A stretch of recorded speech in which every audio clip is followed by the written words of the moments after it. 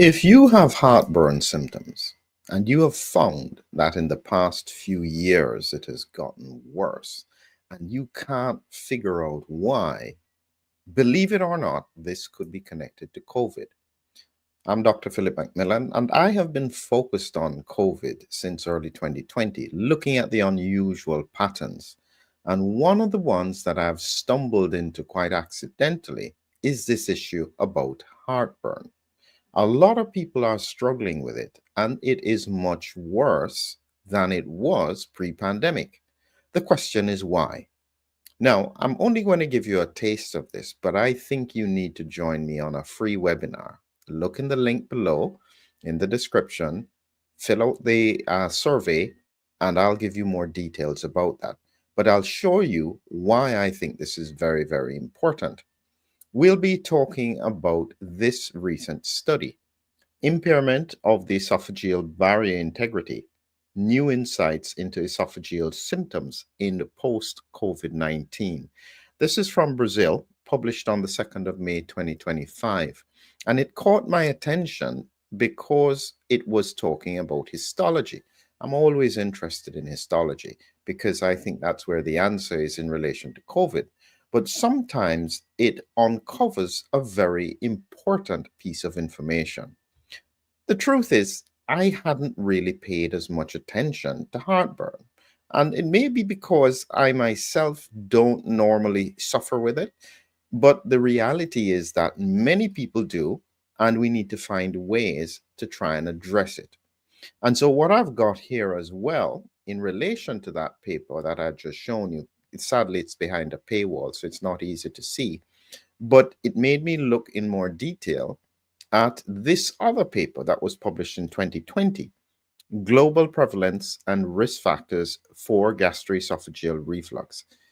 There are huge numbers of people affected, and they looked at this from across the world, looking at all the studies, and they found some very, very interesting patterns in terms of where was affected and why it was possibly happening. Here is just a picture, and you can see in this picture distribution by country, and you can see two of the highest areas are Canada and Brazil. Very, very high in Saudi Arabia over here. And this looks as though Germany is significantly affected as well. So there are some countries that have exceptionally high levels of reflux symptoms that is contributing to a lot of suffering across the world. What they wouldn't have realized is that in reality, this has been made worse by COVID. So here is with me giving you a little bit of an insight into what I think is going on and why I think this is relevant. So here are just some statistics from that paper. Approximately 13.98% of the global adult population is affected. That's about 1 billion people worldwide. And so as soon as I saw that, even though I hadn't been focused on GORD and reflux disease, I realized this was important because a lot of people are struggling. It means, therefore, that if you know 100 people, 14 of them are likely to be struggling with this. Depending on where you are in the world, it could be higher. And then when you look at the common symptoms associated with it, you can get the pain, hiccups, the burning is very common.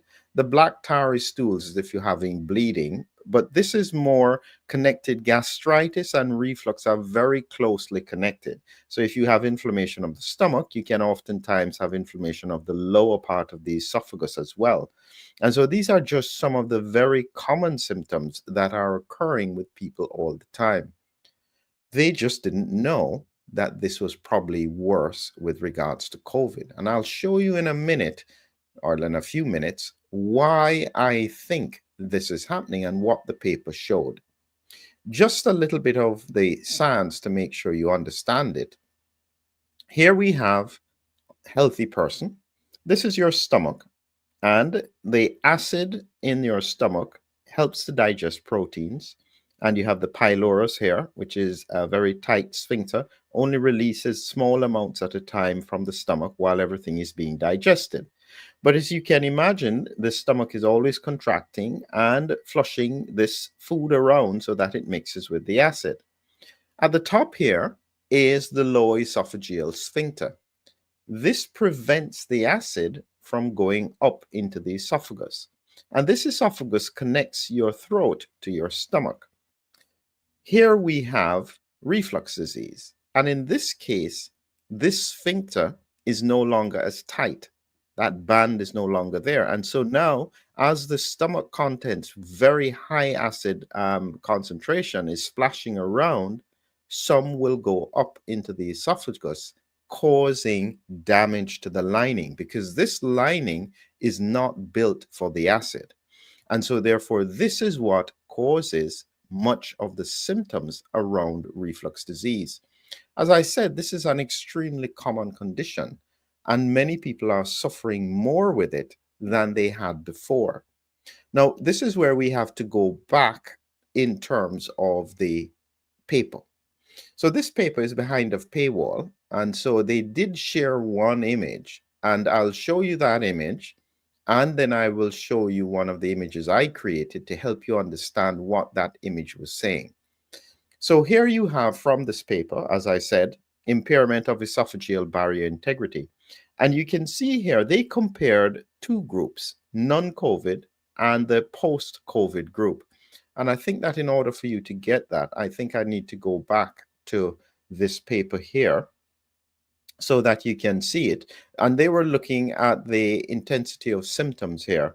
So they were looking at a longitudinal cohort study, 55 patients. It's not a big study, but they followed them who had COVID-19. And they followed them 3 to 6 months after they were discharged. And they were looking and comparing them to other people who didn't have significant COVID at the time in relation to their biopsies. So they were doing endoscopies on them and them taking samples from the esophagus. So the biopsies from the post-COVID patients revealed that they had increased esophageal permeability when compared to the non-COVID patients in acidic media. And so there was a compromised mucosal barrier. Additionally, they found that interleukin 8 levels and the expression of claudin 2 were elevated in these patients. So this is what they have found. So the data suggested that COVID infection may cause lasting damage to the esophageal epithelial barrier, increasing its permeability and provoking an exacerbated inflammatory response. This is the bit that a lot of people underestimate about heartburn. Once these inflammatory processes are in place, what then happens is that if you are not careful, you will then end up with ongoing symptoms on COVID exposure. And this is the bit that gets confusing because people think of it purely in the context of something like long COVID. It's not as straightforward as that, because the principle around COVID is this. If you have any inflammatory process that is ongoing in your body, COVID infection is like spraying petrol on it. It just flares up.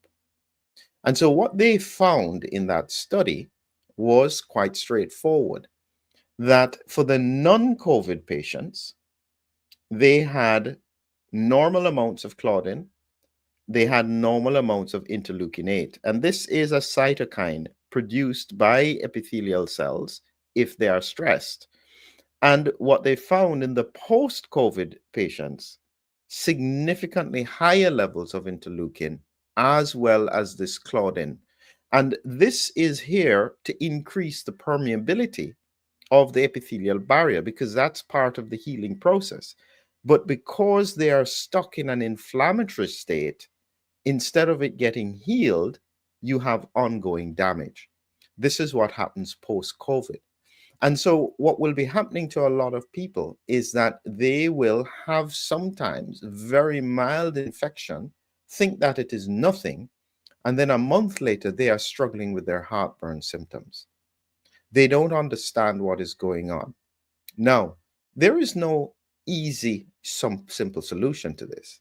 And this is why I realize for people who are interested, make sure that what you do is you take a look at this survey form.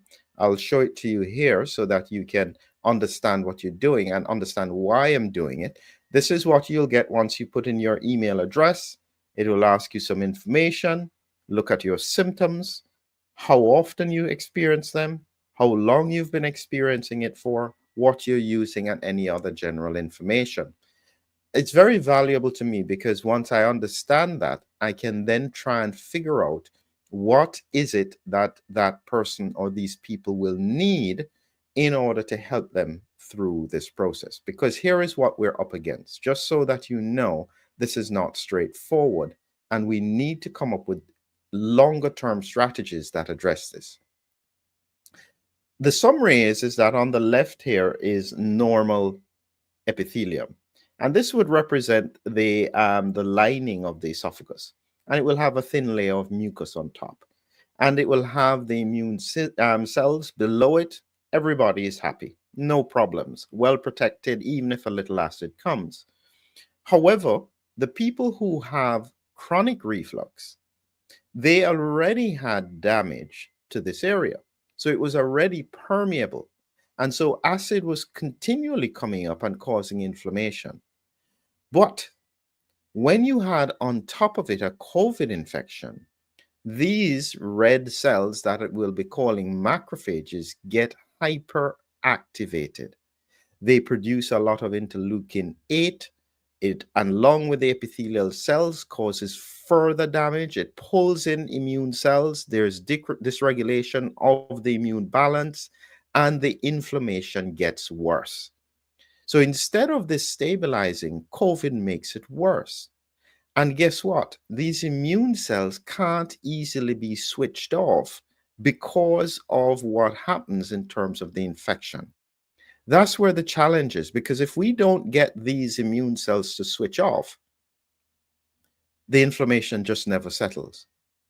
And this is what we are seeing potentially across the world.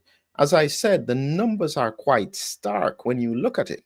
We're talking about 13.98% of the global adult population is being affected. 1 billion people are struggling with this.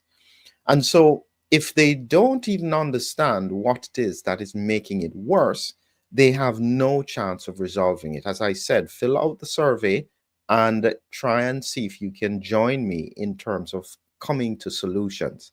As a final point on this, when we look at the prevalence across the world again, when they did this, and I'm going to show you the study here so you can see it, this is what it looks like.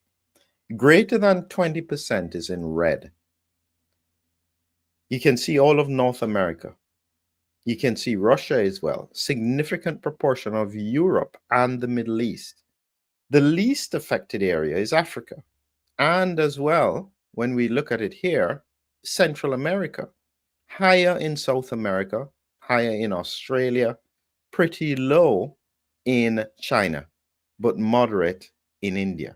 And you can see across the world, 1 billion people are suffering with this. And guess what? Because of COVID, that would have gone up to maybe 1.5 billion. And they have no idea why it's happening, and they can't figure out why it's not going away. That's where we are now. So as a final point, remember, if you are struggling with this, join me, because I'll be able to try and apply some thought to finding solutions for you. Join the survey, come on board, let's get answers and find solutions, not leaving it forever and leaving you to suffer in the long run. Thank you for listening. Look forward to sharing more information with you in the near future.